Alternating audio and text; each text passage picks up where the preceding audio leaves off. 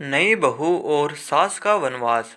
एक शहर में अमित अपनी माँ सुधा के साथ रहता था।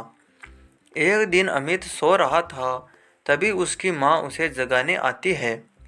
सुधा जी, बेटा अभी तक सो रहा है, ऑफिस नहीं जाना है तुझे? अमित, माँ अभी सोने दो कुछ देर और, अभी टाइम ही क्या हुआ है। सुधा जी, बेटा 9 बजने वाले हैं, चल जल्दी से उठकर तैयार हो जा। अमित तैयार होकर ऑफिस चला जाता है। सुधा जी जल्दी जल्दी घर का काम निपटा कर अपनी सहेली कविता को फोन मिलाती है। सुधा जी, कविता कैसी है? कविता, हाँ सुधा जी मैं ठीक हूँ, तुम बता कैसी है? सुधा जी, मैं तो बिल्कुल ठीक हूँ।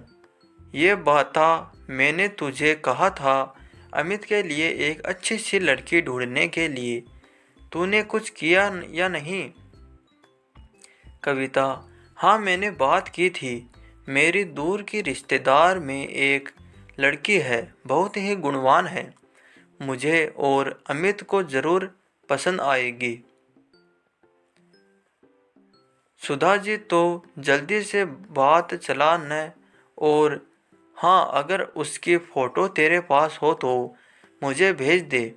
कविता, जरा सब्र रख, मैं 1-2 दिन में भेजती हूँ।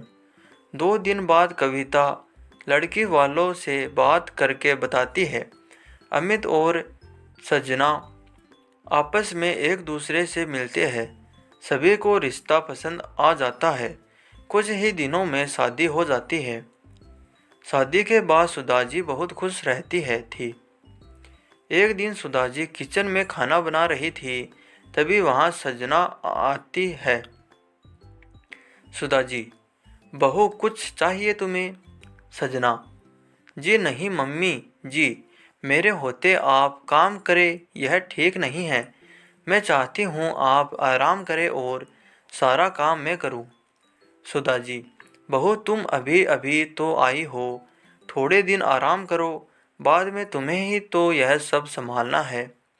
सजना, नहीं माँ जी, मैं ऐसे नहीं बैठ सकती, मैं आपकी मदद करती हूँ, धीरे धीरे मैं सब काम सीख जाऊंगी।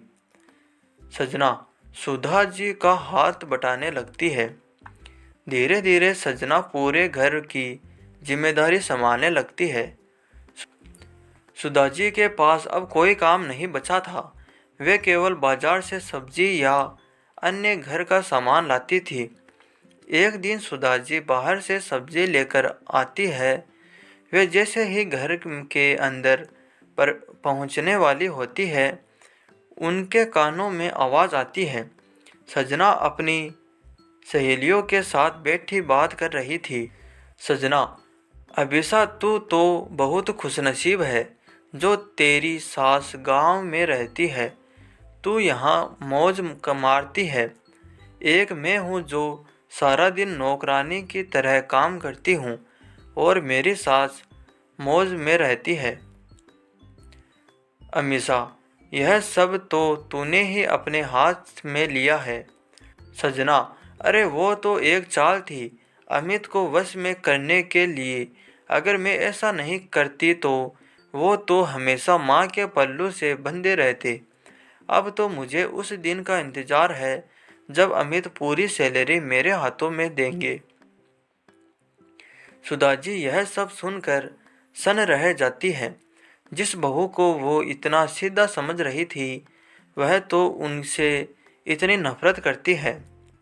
सुधा जी के आते ही सब सहेलियों चुप हो जा गई। सुधा जी को देखते ही सजना बोली। सजना, अरे माँ जी आप आ गई। मैं अभी अपनी सहेलियों से आप ही की तारीफ कर रही थी। सुधा जी चुपचाप किचन में चली जाती है। अमीषा, सजना लगता है तेरे सास ने सब कुछ सुन लिया। सजना, अच्छा है उनका भ्रम जितनी जल्दी टूट जाए। उन्हें भी तो पता होना चाहिए कि बेटे की शादी के बाद उनकी जिंदगी में दखल नहीं देना चाहिए। सुधा जी किचन में सारी बातें सुन रही थी। उनकी आंखों से टप टप आंसू बह रहे थे। वे सीधे अपने कमरे में गई और अपने पति कमलनाथ जी तस्वीर के सामने फूट फूट कर रोने लगी। सुधा जी, आप ठीक कहते थे कि बच्चों से ज़्यादा उम्मीद नहीं रखनी चाहिए। आपने कितना कहा कि घर गृहस्थी छोड़कर अपने पैरों पर खड़ी हो जाओ, लेकिन मैं अपने इकलौते बेटे की परवरिश में सब भूल गई। अब क्या होगा, मैं कहाँ जाऊंगी? बहू तो मेरे साथ रहना ही नहीं चाहती। सुधा जी पलंग पर लेटी यही सोच सोच कर रो रही थी। अगले दिन अमित के ऑफिस जाने के बाद उन्होंने सजना से बात की। सुधा जी, बहू, मैंने कल तुम्हारी सारी बातें सुन ली। यह सब तुम्हारा ही है। इसमें चालबाजी करने की क्या ज़रूरत थी? आज से अमित सैलरी भी तुम्हें ही देगा। मैं बस घर में शांति चाहती हूँ। सजना, माँ जी, वो आपके रहते तो हो नहीं सकती। मैं अकेले रहना चाहती हूँ, मौज मस्ती करना चाहती हूँ, लेकिन अमित आपके बगैर नहीं रहेगा। सुधा जी को धक्का लगा। वे अपना सर पकड़कर सोफे पर बैठ गई। सुधा जी, बहू, तुम आखिरी चाहती क्या हो? सजना, माँ जी, मैं चाहती हूँ कि आप अमित को बिना बताए किसी वृद्धा आश्रम में चली जाए। अमित को मैं कोई न कोई बहाना बनाकर समझा दूंगी। आप चाहे तो हमारी खुशियों हमें दे सकती है। सुधा जी, लेकिन बेटी, मैंने तो कभी तुझसे लड़ाई तक नहीं की। सजना, मैं किसी के साथ एडजस्ट नहीं करना चाहती। आप कल ही चली जाइएगा। जो कुछ आपको ले जाना हो ले जा सकती है, लेकिन अगर आपने अमित को इस बारे में कुछ बताया तो अच्छा नहीं होगा। सजना जी जैसे जड़वत हो गई है थी। जिस घर को उन्होंने और अपने पति ने बड़े प्यार से सजाया था, वो एक पल में पराया हो गया। उनकी आंखों से आंसू बह रहे थे। वे चुपचाप अपने कमरे में जाकर बिस्तर पर लेट गई। आज उनका मन कर रहा था कोई चमत्कार हो जाए और उनके प्राण इसी घर में निकल जाए। रात को अमित के सो जाने के बाद सजना सुधा जी के कमरे में आती है। सजना, माँ जी, आपने अपना सामान पैक कर लिया? सुधा जी, बहू, मुझे घर से मत निकाल। मैं यहीं एक कोने में पड़ी रहूँगी। सजना, आपको एक बात समझ नहीं आती। आपके रहते अमित कभी भी पूरी तरह से मेरा नहीं हो सकता। अगले दिन अमित के जाने के बाद सजना सुधा जी के लिए कैब बुक करा कर उन्हें वृद्धाश्रम भेज देती है। शाम को जब अमित आता है, सजना, अमित, आज मैंने तुम्हारी पूछे बगैर माँ जी को तीर्थ यात्रा पर भेज दिया। वो मेरी सहेली है, न उसके पापा ने टूर बुक किया था। पूरी बस गई है। आज आखिरी दिन था। 2 महीने के लिए वे गई है। अमित, सजना मुझे फ़ोन तो कर सकती थी। पता नहीं माँ के पास पैसे भी है या नहीं। सजना, अमित, मैंने उन्हें पैसे दे दिए हैं और सारा इंतज़ाम टूर वाले कर रहे हैं। चिंता की कोई बात नहीं। इसी तरह 2 महीने बीत जाते हैं। एक दिन सजना रोते हुए अमित के पास आती है। सजना, अमित, बहुत बुरी खबर है। तीर्थ यात्रा पर जाने वाले बस का एक्सीडेंट हो गया। उसमें कोई नहीं बचा। यह सुनकर अमित रोने लगता है। अमित, मुझे टूर वालों का नंबर दो, मैं वहां जाकर देखना चाहता हूँ।